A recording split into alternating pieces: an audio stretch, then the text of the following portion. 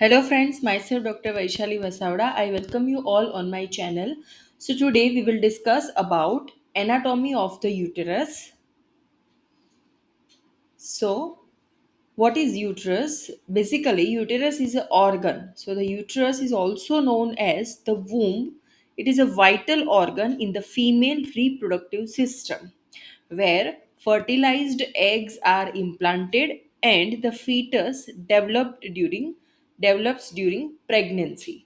So uterus जो है वो फीमेल का रिप्रोडक्टिव सिस्टम का वाइटल ऑर्गन है और वो जो है उसका जो मेन फंक्शन जो है वो है एग को जो फर्टिलाइज्ड एग्स रहते हैं उसका इम्प्लांटेशन, उसका growth and development, that is foetal growth and development during pregnancy and then delivery और parturition process.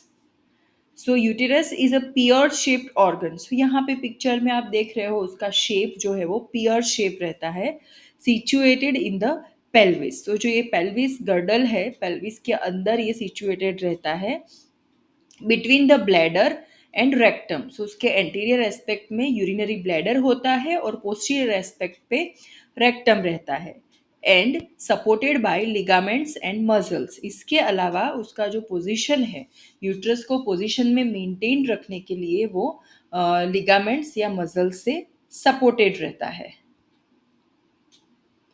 So structures of uterus में, so uterus comprises three main layer. उसके लेयर की अगर हम बात करें यूट्रस की, तो उसमें the innermost layer is the endometrium, the thick second layer और सेंटर लेयर और middle layer is the thick myometrium muscle layer and the outer perimetrium और पैरामेट्रियम और सीरोसल लेयर.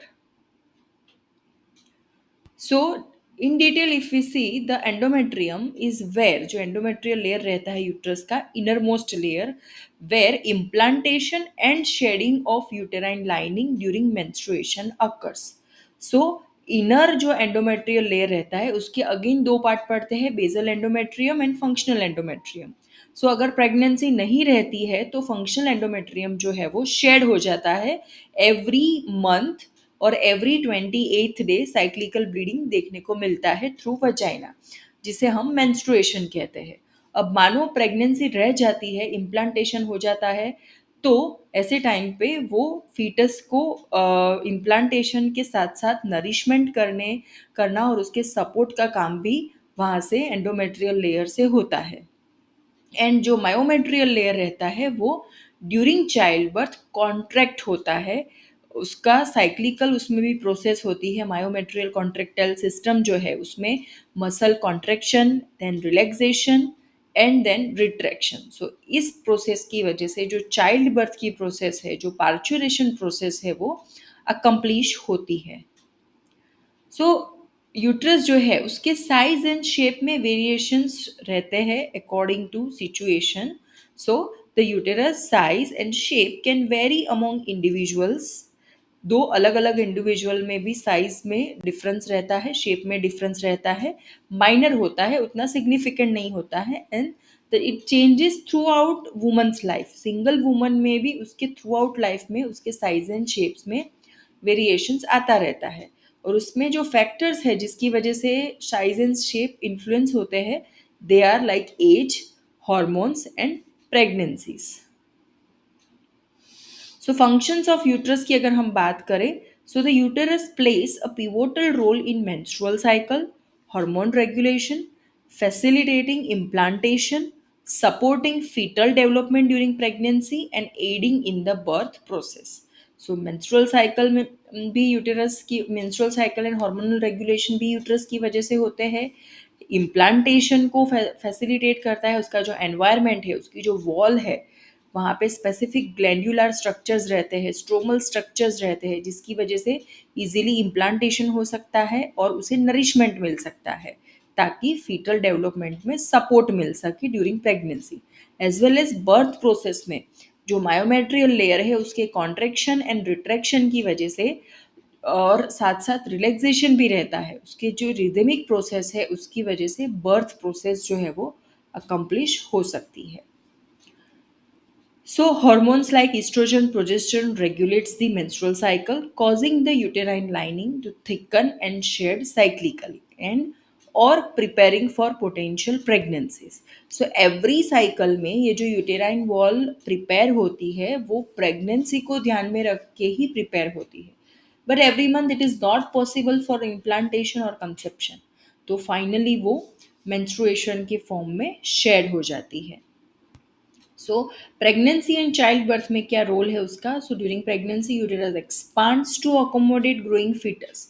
सो अभी तक हमने देखा था कि वो उसे नरिश करता है या सपोर्ट करता है. इसके साथ साथ एंडोमेट्रियल लेयर के अलावा होल यूट्रस की अगर हम बात करें तो होल यूट्रस जो है वो एक्सपांड होता है ताकि ऑप्टिमल वेट का जो बेबी रहता है टर्म बेबी उसे वो अकोमोडेट कर सके. Providing a safe environment for development, उसे डेवलपमेंट के लिए सेफ एनवायरनमेंट मिलता है. एंडोमेट्रियल वॉल में से तो नरिशमेंट मिलता ही है through placental and umbilical cord, but इसके साथ साथ जो क्लोज्ड चेम्बर स्टेराइल चेम्बर की तरह यूट्रस काम करता है ताकि उसे एक्सटर्नल इन्फेक्शन या जो एमनियोटिक फ्लूइड रहता है उससे और उसकी जो थिकनेस है यूट्रस की उसकी वजह से एक्सटर्नल ट्रोमा, स्ट्रेस या इन्फेक्शन से उसे प्रोटेक्ट कर सके. And finally, contracts during childbirth to facilitate delivery process. So there are some common uterine disorders जो अब ऑफ कोर्स एनाटॉमी है तो अप्लाइड एनाटॉमी रहेगी यहाँ पे. So uterine disorders like fibroid, endometriosis, polyp, and cancer that can affect the structure and function of uterus, leading to various symptom and complication. So कई बार OPD में हमने देखा है कि कुछ पेशेंट्स जो है जिनको फाइब्रॉइड या पॉलिप की प्रॉब्लम रहती है या एंडोमेट्रियोसिस की प्रॉब्लम रहती है तो वो लोग जो है वो मेंस्ट्रुअल एबनॉर्मलिटी के साथ कंसल्ट करने के लिए आते हैं. कैंसर की वजह से भी मेंस्ट्रुअल एबनॉर्मलिटी और उसके साथ साथ ये सारे प्रॉब्लम्स की वजह से इनफर्टिलिटी डेवलप हो सकती है.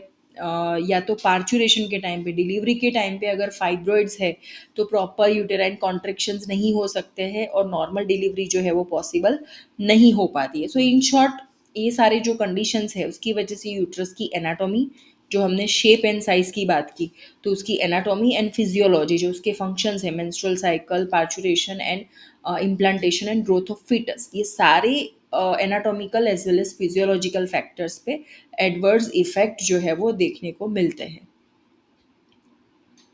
So, what are fibroids? So, fibroids are non-cancerous growth in the uterus. Endometriosis involves tissue growth outside the uterus, while polyps are overgrowth in the uterine lining. So, uterine cancer can develop in lining of uterus. So, generally ये जो uterine cancer रहता है वो endometrial layer में ज़्यादा देखने को मिलता है in most of the almost all cases. So, with treatment option ranging from surgery to chemotherapy to hormonal therapy depending on stages and type of cancer, उसकी उसका जो management है वो किया जाता है. Thank you so much for listening. You can subscribe this channel, you can click the bell icon and you can share this video amongst your friends.